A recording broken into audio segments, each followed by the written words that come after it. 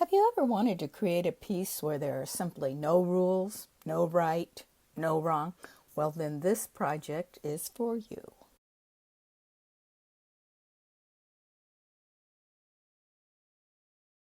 We're going to be working with a variety of beads. The choice is up to you. Pick the color you like, pick the size you like, pick the textures you like. You can follow my pattern or you can head down your own creative road. Whichever direction you go, you will have a unique and beautiful piece. Let's start with the supplies. You will need small amounts of beads. I've used size 11 and size 8, assorted pearls, crystals, and beads for embellishment, 2 yards plus of either Fireline, Wildfire, or Nemo. Your beading needle, I use a size 10 or 12. For the neck piece, you'll need assorted beads, and you'll need 2 to 3 feet of beading wire. You'll also need 2 crimp beads, a clasp, or enough wire to make your own. And you'll need your chain nose pliers or crimping pliers. In my project, I've used Fireline 6-pound. I've used a smoke or a crystal, depending on the beads that I'm using. And I've used a size 12 beading needle. We're going to be working with a great variety of beads, which is always fun. I held what I called the Great Bead Audition when I prepared for my project. I pulled out a lot of beads in different colors, sizes, shapes, textures. I sat down and made up a bunch of peyote swatches to see if I liked the color combination, and decided some of the beads worked, some of them didn't. As you'll see when we progress throughout the project, there's one particular section I thought would turn out really, really nice. And after I made it up, it didn't have enough movement, and I needed to take it out and replace it with another size bead. Do not worry, that's the fun part of making this freeform piece. You'll also want to have a selection of embellishments. When we get all done forming our piece, we will sew in little pearls, little crystals, whatever you have, to embellish it and just add that extra personality to the piece. I'm not sure what I'm using, so once again I have the audition going on to see if I like it, if it fits with the finished piece. Some pieces I've made, I finish it and none of my embellishments that I originally started out with worked. Finally, when we get finished with our freeform beaded pendant, we'll want to string it onto some beading wire so that we can wear it. And how you string it is totally up to you. I've selected a couple of different size beads to embellish. I'm not exactly sure what I'll end up with, and I may be making some other changes here. But keep this in mind. You'll also need a finding to close it or make your own.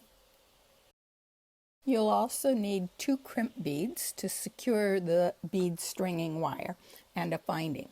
We will talk more about how to secure and work with the crimp beads later. I'll be making this project in 10 separate sections. Each section uses either a flat peyote stitch or a brick stitch. Section 1 is made up of a flat peyote square. You'll need your 2 yards of your Fireline or Wildfire threaded on your needle, and onto that you will string 10 of your size 11 seed beads. You will work 12 rows of flat peyote. Let's do a little peyote review.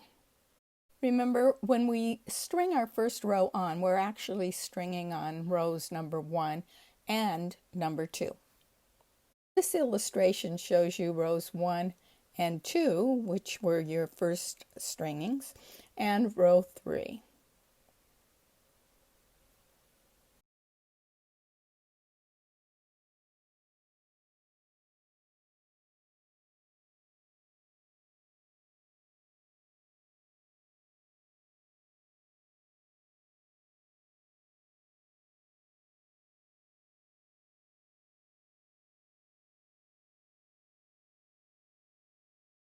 Remember, when we're counting rows in Peyote, we count on a diagonal.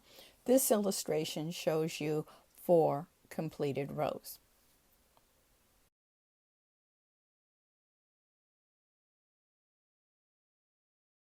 Continue in this path until you have completed 12 rows.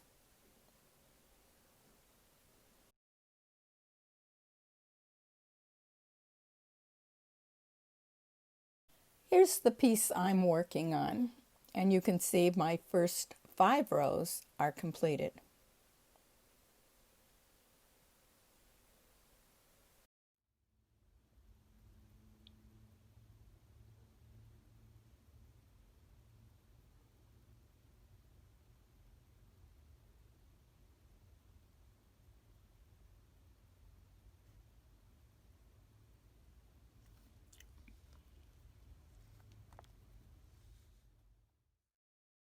We're now ready to start section 2, which is made up of 3 different sections.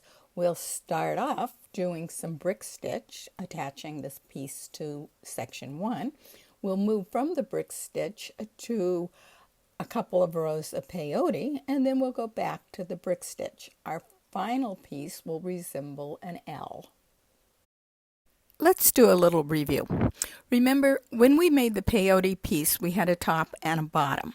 We have the working edge and we have the non-working edge. The arrow is pointing to our working edge. The blinking threads on the side are simply the thread that was used to start a new row. I've over-exaggerated them so that you can see them. This is called the non-working side of the peyote, and when we do a brick stitch, we'll sew into those thread loops. This graphic illustrates the first part of the brick stitch. Notice I am attaching 2 beads in the first section. Every other bead added to this row will be added one at a time.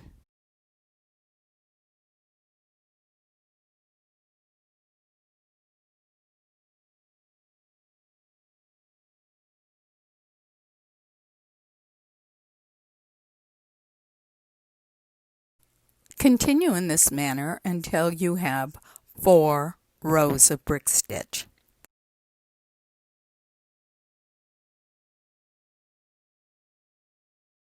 You can see me doing the first row of my brick stitch in section 2A.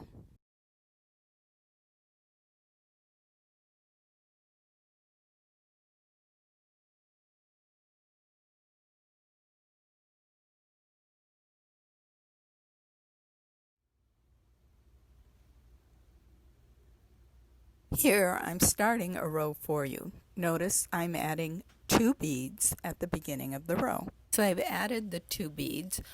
I go under the loop, come back up, and go through the last bead added.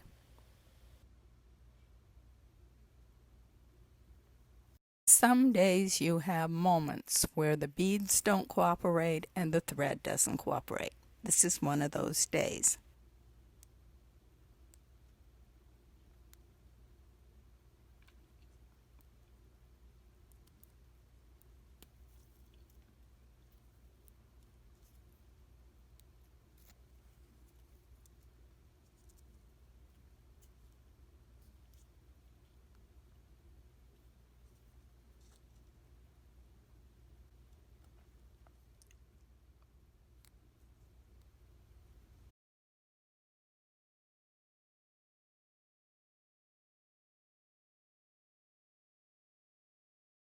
This is what your piece should look like so far.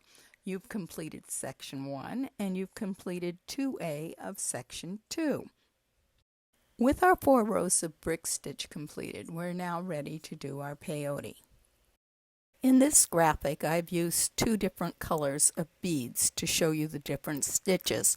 However, in my finished piece, I use the same color of beads throughout all of section 2. I'm going to work 11 rows of flat peyote in section 2B. Here's my piece in progress.